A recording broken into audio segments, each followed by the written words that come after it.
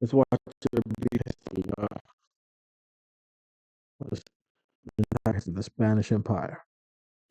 The territory of Spain today comprises of 195,365 square miles, being principally made up of land on the Iberian Peninsula, sharing borders with Portugal to the west, France to the north, as well as the small principality of Andorra. Spain also controls the Balearic Islands in the Mediterranean and the Canary Islands in the Atlantic, as well as the two small enclaves of Ceuta and Melilla on the northern shore of Morocco's coastline. However, at the beginning of the 19th century, the total amount of territory to which Spain laid claim to exceeded a staggering 5 million square miles, stretching throughout almost the entirety of the Americas, from California all the way to Argentina, and even further afield to the far side of the Pacific Ocean, with the Philippines in Eastern Asia. Although this marked the peak of Spain's territorial possessions, many of these lands were brought under Spanish rule in the prior 3 centuries, in what was one of the most remarkable and rapid rises to power of any nation in history. This is how Spain became the world's first superpower. In the latter half of the 15th century, Spain did not even formally exist. The Iberian Peninsula at this time was made up of several Christian kingdoms. Chief amongst these were the Kingdom of Castile and the Kingdom of Aragon. Over the previous 7 centuries, both had gradually won back the territory that they had lost to the Moors, the Islamic invaders who came from North Africa and conquered much of Iberia in the early 8th century. In 1469, in an effort to join their 2 kingdoms in a dynastic union and further consolidate Christian power in the region, Queen Isabella I of Castile and King Ferdinand II of Aragon were married and effectively began a joint de facto rule of a unified Spain. But mind you, the Moors taught the Spaniards a lot of things, including how to dress, how to eat, how to wash their behind. Remember that. The Moors had mobility, and the Spaniards, they were like citizens. Mobility and being a citizen is 2 different things. Mobility is like you're of prestige, you're of rank, or rank, of money, of status.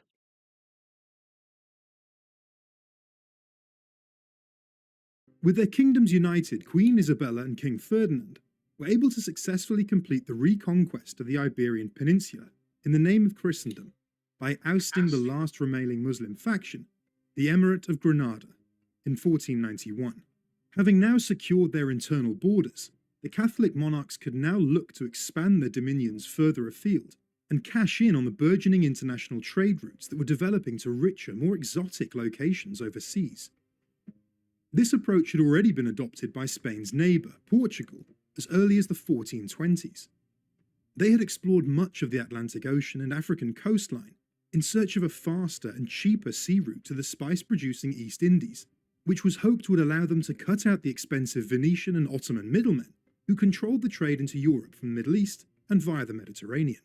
It was against this backdrop that a Genoese sailor named Cristoforo Colombo, or Christopher Columbus as we know him today, arrived in the late 1480s with a proposal to find an alternative sea route to Asia. Being an already well-experienced navigator, Columbus championed a new idea, which was that instead of sailing south and around Africa, one could reach Asia by sailing westward into the Atlantic and circumnavigating the Earth, believing that there would be a vast, uninterrupted sea stretching from Europe to the East Indies. He initially petitioned King John II of Portugal to fund such an expedition in the early 1480s, but his solicitations did not meet with any success. News of Columbus's proposition soon made its way to the court of Isabella and Ferdinand, who were eager to replicate the mercantile success of their Portuguese neighbours and establish Spain's own overseas trade routes. They agreed to back the venture, and after many years of petitions and careful planning, Columbus finally set sail with 3 small ships, the Nina, the Pinta, and the Santa Maria, on the 3rd of August, 1492. After a voyage of over 2 months, the ships made landfall on the morning of the 12th of October on an island which Columbus subsequently named San Salvador. Believing that he had in fact reached the East Indies, he also subsequently named the native peoples on this island as Indians. They proceeded to explore further, charting much of the Bahamas, northern Cuba, and Hispaniola, before returning to Spain in January 1493 with the news that lands yet to be claimed by Europeans had been discovered. Back So he thought by going east, he's gonna find the west. He thought he was gonna hit Asia because they thought that the world was round. So if the world was round, instead of going that way, I could just go that way and I could make it a much shorter trip. But wasn't the case. in Europe, Isabella and Ferdinand were more than enthused by the discoveries and quickly dispatched Columbus again on a second voyage, this one consisting of 17 ships. So when he went back, he showed proof of what he had found. He showed proof that there is indigenous people here, and there's gold, there's ivory, silver, there's people, the civilization. It's not the West. It's not the East. It's not the Asia. It's not Asia. It's something else. He subsequently But he promised her all these things like gold and ivory. So that expedition was funded only because it was promised to bring back these assorted items.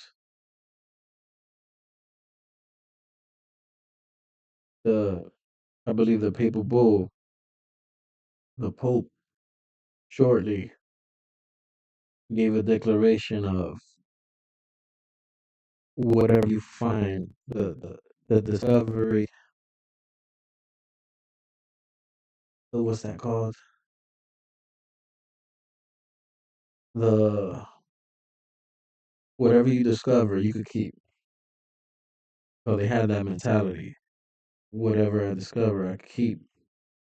And since okay, charted much of the rest of the Caribbean, while a third voyage between 1498 and 1500 resulted in the first contact with the mainland of South America. It was at this point that Columbus realized that he had inadvertently discovered an entirely unknown continent. In his fourth and mind you, he didn't discover it. There's people here. There are people. final voyage from 1502 onwards, Columbus sailed along much of the coastline of Central America. When he died in 1506, possibly somewhat disappointed to have not found his proposed westerly sea route to Asia, he had nevertheless set in motion a series of events that would come to transform the history of the world. In the wake of Columbus's discovery, a major problem soon arose between Spain and Portugal as to who would ultimately have control and influence over these new lands.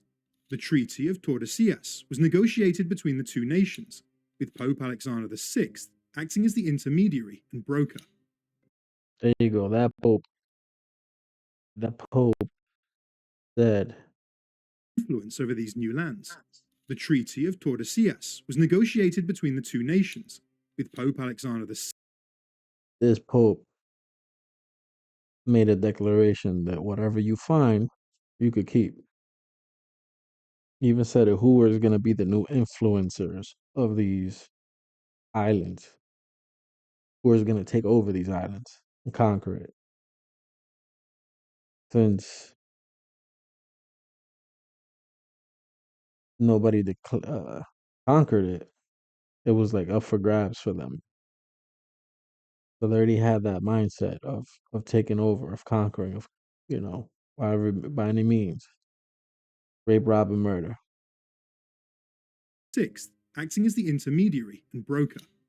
Signed on the 7th of June 1494, it effectively divided the world outside of Europe into two spheres of influence, one Spanish and the other Portuguese. It was believed at the time that this would grant everything in the Americas to Spain, although it would later be revealed that Brazil lay within Portugal's region. Even as the Treaty of Tordesillas was being negotiated, steps were underway to begin establishing permanent Spanish settlements in the New World. The first was the city of Did the doctrine of discovery, granting Spain exclusive rights to land west of the line drawn 100 leagues from Azores and Capo Verde Islands, primarily spread Christianity, forming the basis of European colonization of the Americas, another declaration from Pope Alexander VI. Santo Domingo, established by Bartholomew Columbus, Christopher's brother, on the island of Hispaniola, in what is now the Dominican Republic, in 1496. From there, a wide range of Spanish settlements were established across the Caribbean in the 1500s and 1510s. Cuba became the center of the burgeoning Spanish Empire in 1515, following the conquest of the island from the natives and the establishment of Havana. Meanwhile, exploration of the American mainland continued, and in 1513, the explorer Vasco Núñez de Balboa crossed the Isthmus of Panama and became the first ever European to set eyes on the Pacific Ocean. The development of the Spanish presence in the Caribbean was just a stepping stone towards a greater imperial drive. The centers of Native American civilization lay on the mainland, particularly in Central America, where peoples such as the Maya and the Olmecs had developed advanced civilizations over thousands of years. By the time the Spanish arrived, the preeminent native power was the Aztec Empire, which ruled much of what is now modern-day Mexico, from their capital of Tenochtitlan, a vast city built on a lake and approachable only by huge man-made causeways. There you go. The definition of imperialism is the policy of extending a nation's power and influence through colonization, military force, or economic and political control over other territories. The Spanish at first began by exploring the Yucatan Peninsula in 1517, but soon reports of a rich and powerful empire lying somewhere to the west began to reach their ears. Armed with this knowledge, a conquistador by the name of Hernan Cortes set sail with a small expedition from Havana on the 18th of November 1518 and arrived off the Mexican coastline a few weeks later. In the These people were thirsty to find other places because they would be the first to, to touch whatever it is. And they get to put their doctrine of discovery, on the line. Meaning whoever finds it first can keep it. Finders keepers. So people like him, like Cortez, thirsty.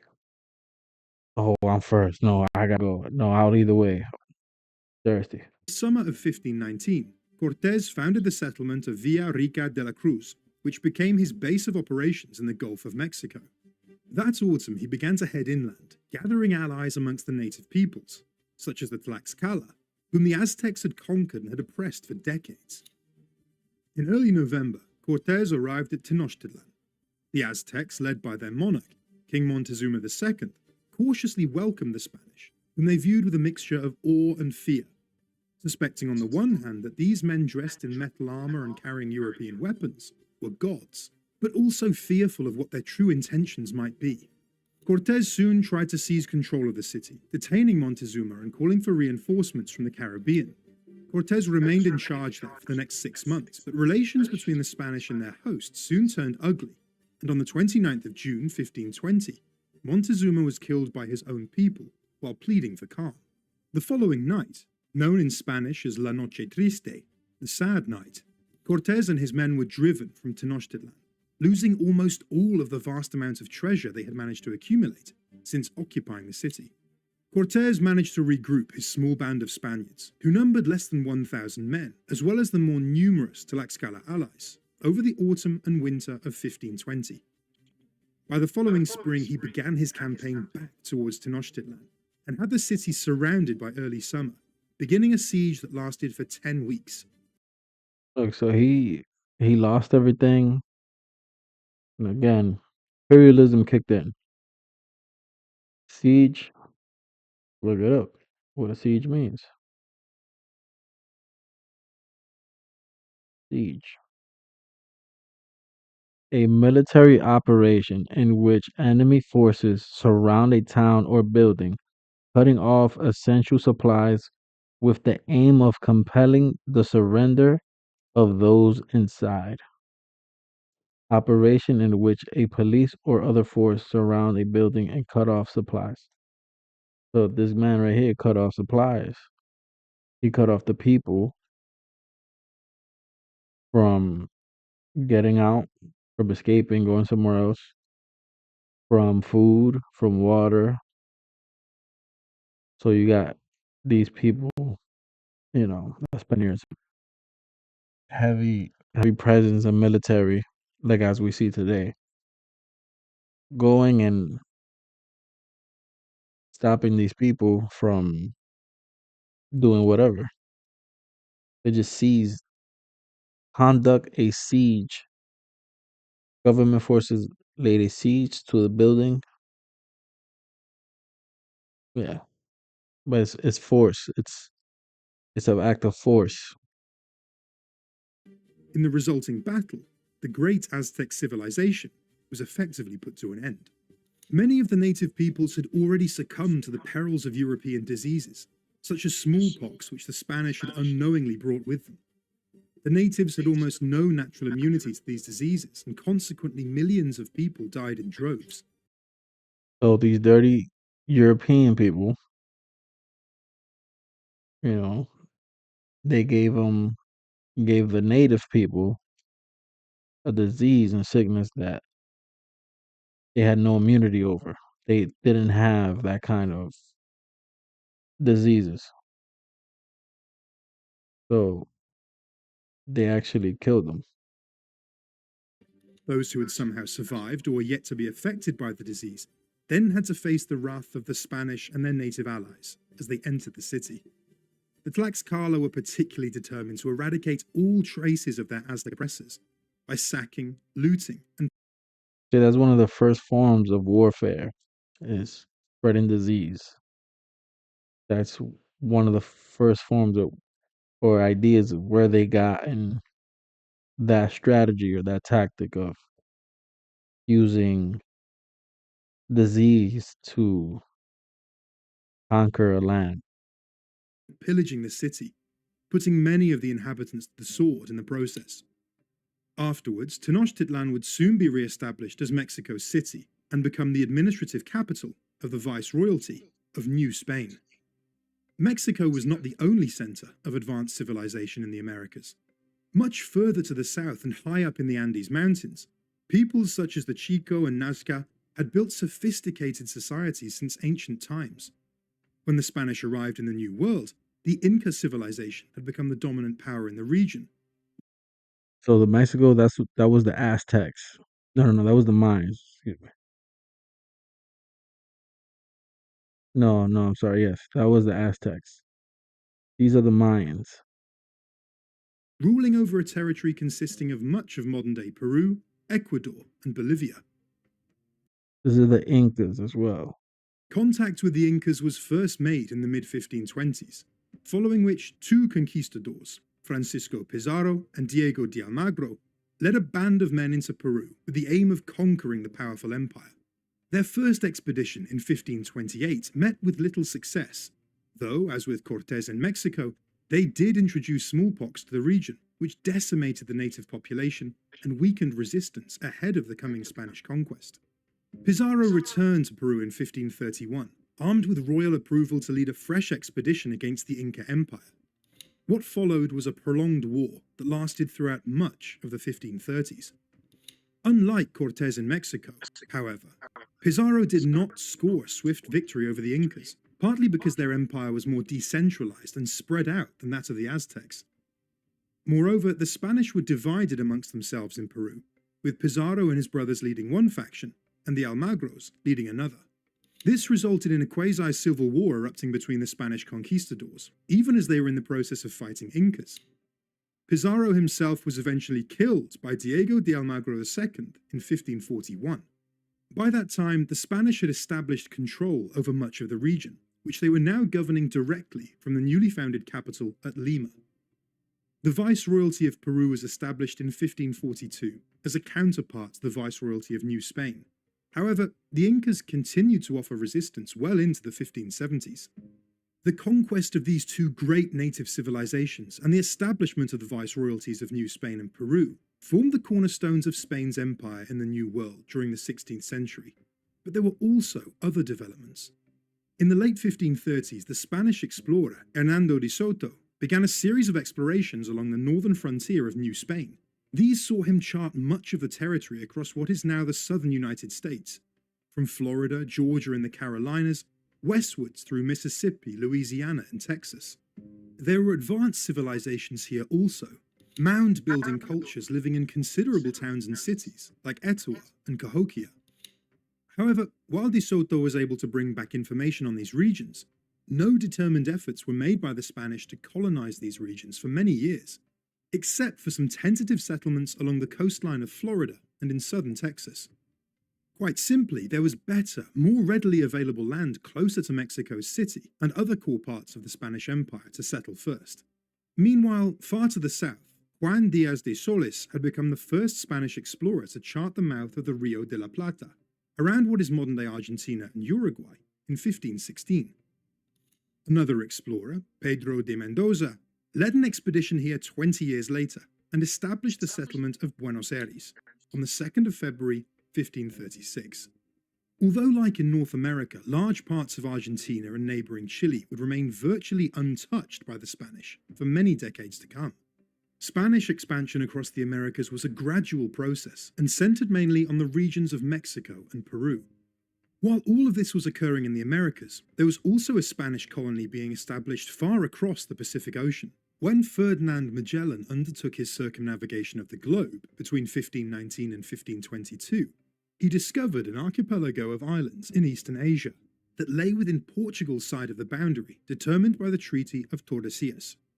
Despite being west of the line for the territory to be claimed by Spain, further explorations of these islands were undertaken in the 1540s, during which they were named Las Islas Filipinas, or the Islands of Philip, in honor of Prince Philip, the heir to the Spanish throne. It was only after he had been What? Nah, so this so damn, this is news to me. So the Philippines was named after King Philip II.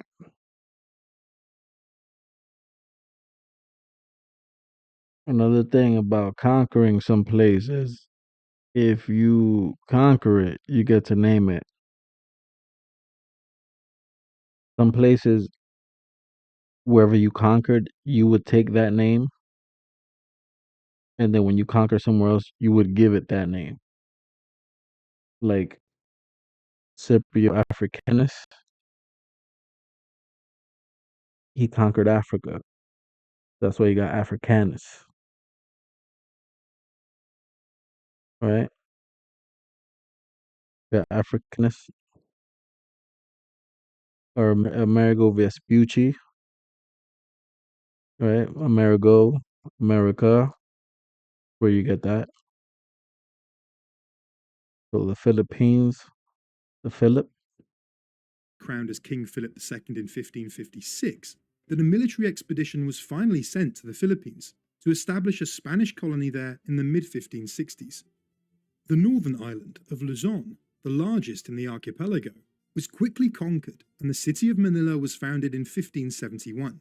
The Spanish did, however, face stiff resistance from the Muslim inhabitants of the southern island of Mindanao and adjacent smaller islands. Just as in the New World, Spanish rule over the Philippines was fragmentary right from the outset, with only Luzon effectively under complete control. Nevertheless, their settlement in the Philippines gave Spain a strategically important foothold in Asia and the East Indies.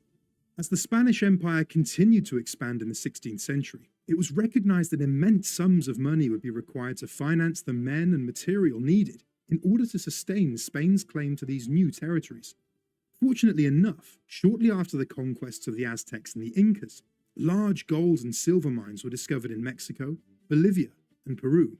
The Spanish began mining these precious metals extensively and exploited the native peoples of the region, using them as forced labor, particularly at sites like Cerro Rico, near Potosí in Bolivia, a veritable mountain of silver discovered in 1545, which produced 80% of the world's supply over the next 2 centuries.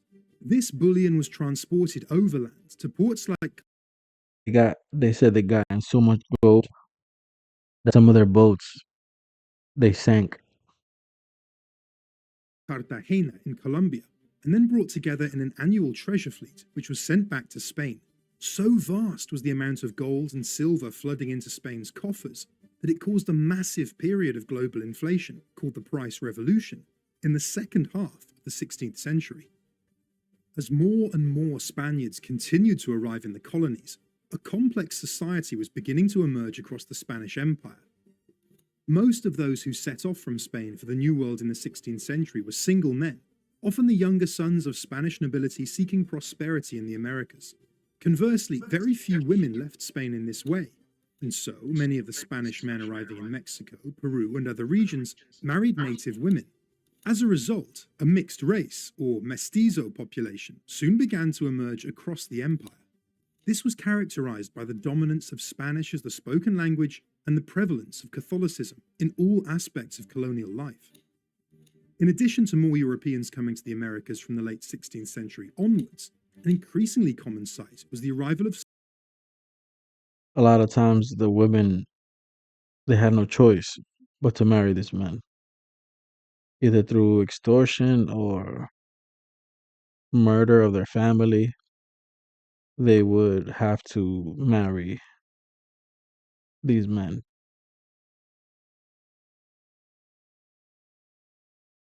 It said one of the first women to recorded, one of the first women recorded to deny marriage was a Dominican woman, and she was put to death actually. slaves from Western Africa, particularly And they brought slaves from West Africa. So now they began mixing West Africans with the indigenous people, and they themselves was married some of the Africans from the West Africa. So now you got three different cultures. You got indigenous people, which is already a mix and a diverse people. They're not the same. Then you have the Spaniards. They were diverse people as well. And then you got the West Africans. They were diverse people. So there's a mix. into the Caribbean, where the prosperous sugar plantations required many workers.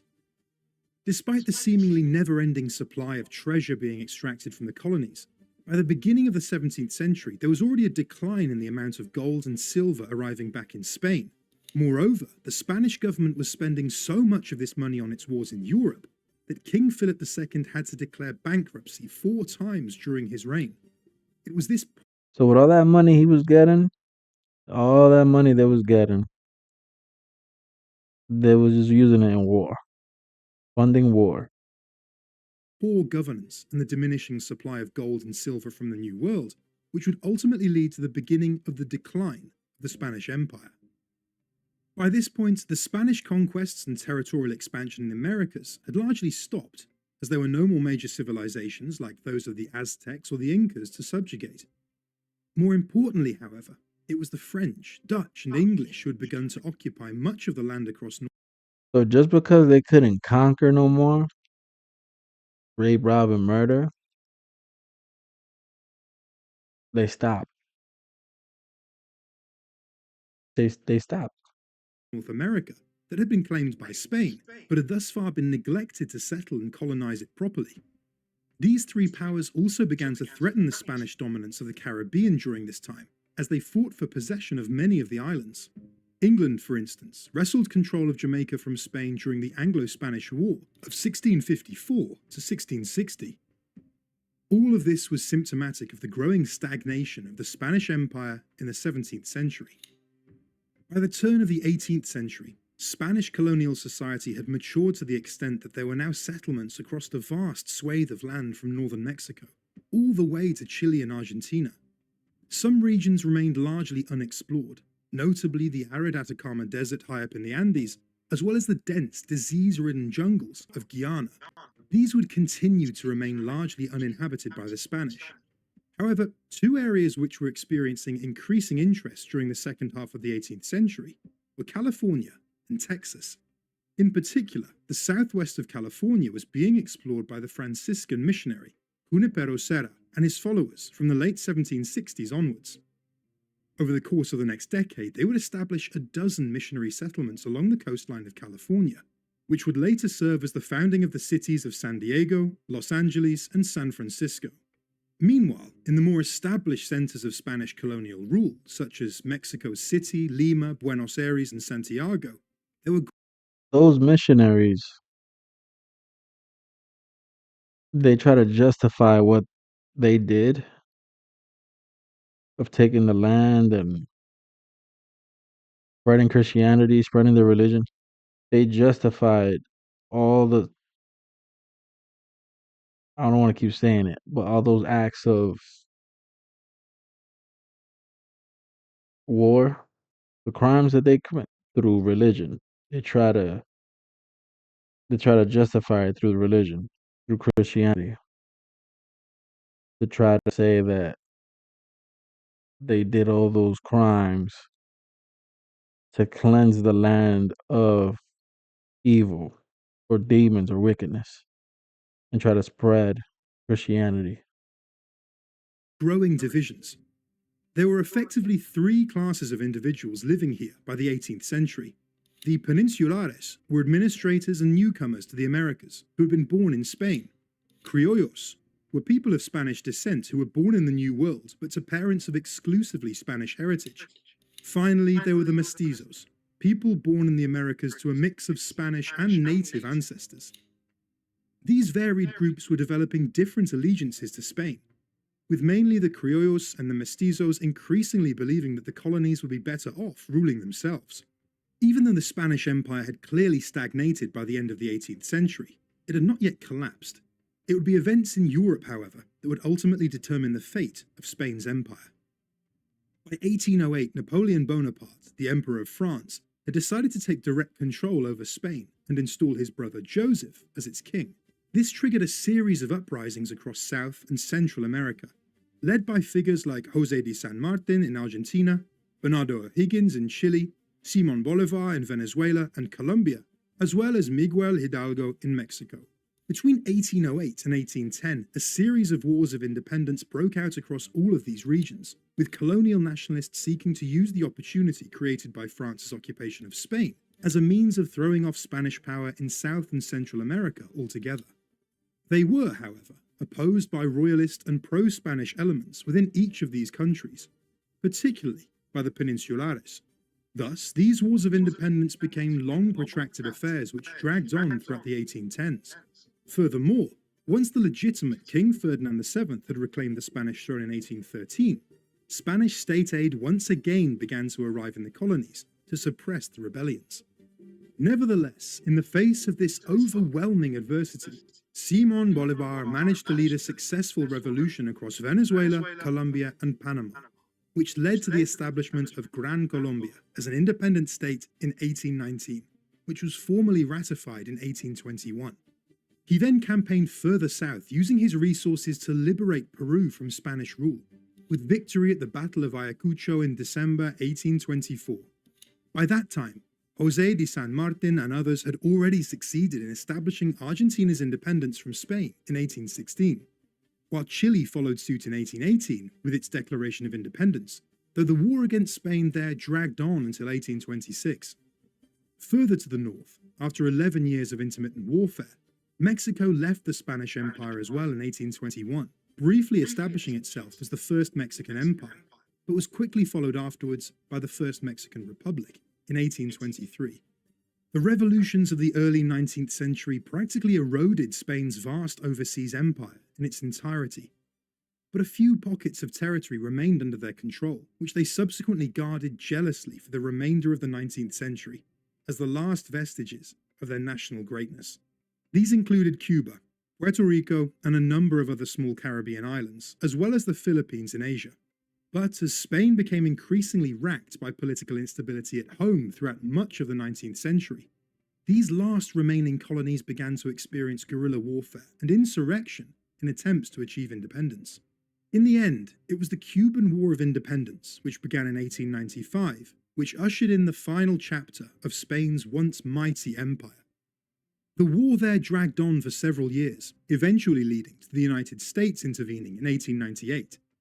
The resulting Spanish-American War was a brief conflict in which Spain was roundly defeated and had to relinquish control over Cuba, Puerto Rico, and the Philippines, which all became US dependencies to a greater or lesser extent.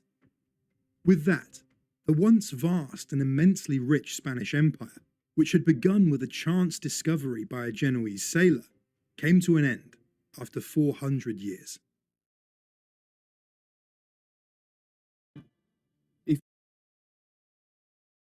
So that was brief history on Spaniard conquistadors. From them picking out the Moors to the doctrine of discovery to them conquering the land,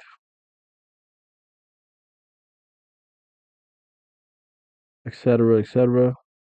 So we see the civilization that we see now. It was, in fact, imperialism.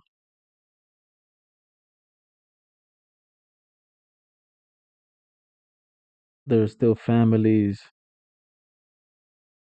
that are, to this day, imperialists.